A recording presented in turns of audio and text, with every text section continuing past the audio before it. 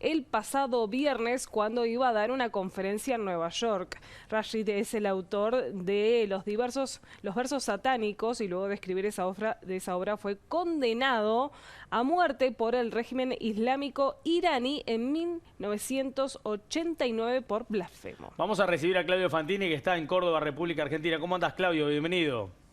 Nicolás y Natalia, ¿cómo les va? Un gusto saludarlos. ¿Andas bien? Bueno, ¿cómo será la vida de ahora en más de Rushdie después de lo que ha sido precisamente este ataque? Dicen los médicos que seguramente va a poder sobrevivir.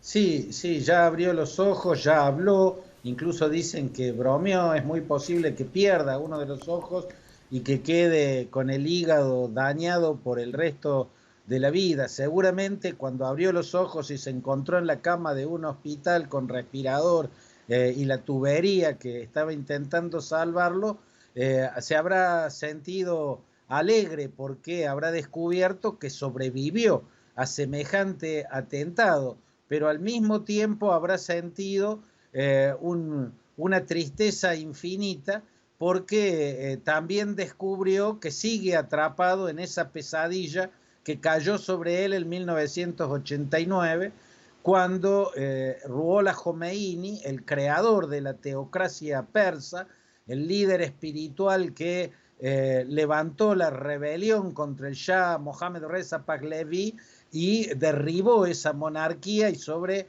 sus escombros construyó la República Islámica de Irán. El padre fundador de ese Estado teocrático fue quien dictó en 1989 la fatua en la cual ordena a los musulmanes del mundo el deber de asesinar a Salman Rushdie donde quiera que se lo encuentren, ¿no? El deber de un buen musulmán, dice esa fatua, es asesinar al hombre que ofendió al profeta del Corán y que ofendió al Islam entero.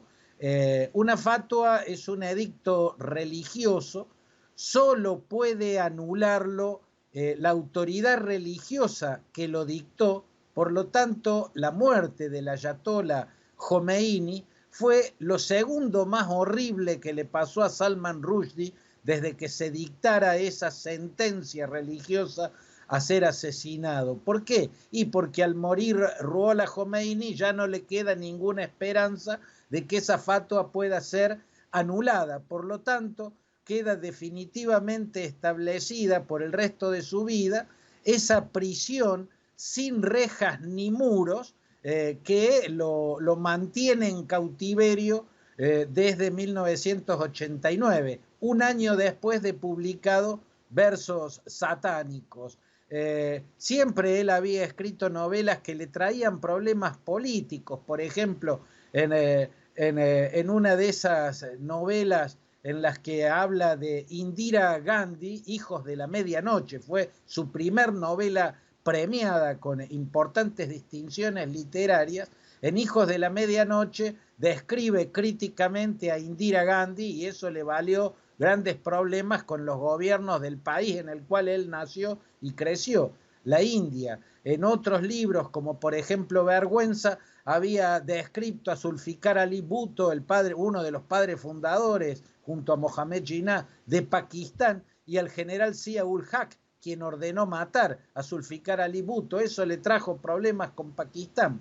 Pero en los versos satánicos, abro un paréntesis y explico, en la teología islámica se establece que en el Corán hay dos versos que no están, que el propio Mahoma retiró del Corán porque descubrió que le habían sido dictados por el demonio y no por Alá. De ahí viene el nombre de esa novela ficcional que escribió, en la cual uno de los personajes es el arcángel Gabriel. En la novela se llama Gibrel Farishta, y también hay otro personaje que se llama Mahound, que es como los cristianos del medioevo llamaban despectivamente a Mahoma. No obstante, no es por haber ofendido al Islam y al profeta del Islam que fue condenado con esa fatua por Khomeini, sino porque el propio Khomeini se sintió aludido al verse reflejado en uno de esos personajes,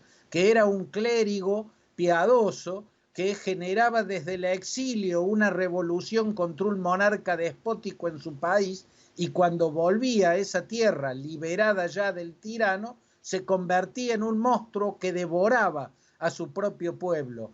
Eso fue lo que indignó a Jomeini, porque él vivía en el exilio en París. Desde el exilio en París generó la revolución chiita contra el Shah Reza Pahlavi, y cuando cayó el Shah volvió él a Irán y ahí creó la República Islámica de Irán. El hecho es que esa fatua, ese edicto religioso, construyó una inconcebible cárcel sin rejas y sin muros que atrapó en la totalidad del planeta a Salman Rushdie, porque desde entonces debió vivir oculto. En estos últimos años creyó haber superado esa pesadilla, empezó a vivir sin estar rodeado de agentes de seguridad. Durante la primera década siempre estaba rodeado de agentes del Scotland Yard, cambió su nombre, se puso un nombre de fantasía, Joseph Anton, que son los nombres de Joseph Conrad y de Anton Chekhov, dos de los héroes literarios en su propia pasión por la literatura. Vivió oculto todo ese tiempo, creía haberse liberado de eso, pero 15 puñaladas en una conferencia que estaba por dar en el estado de Nueva York le recordaron que no es así y que sigue preso en su pesadilla. Muchísimas gracias, Claudio, por este completo análisis. Abrazo grande, hasta siempre. Que pases bien. Bueno, última pausa, ya venimos.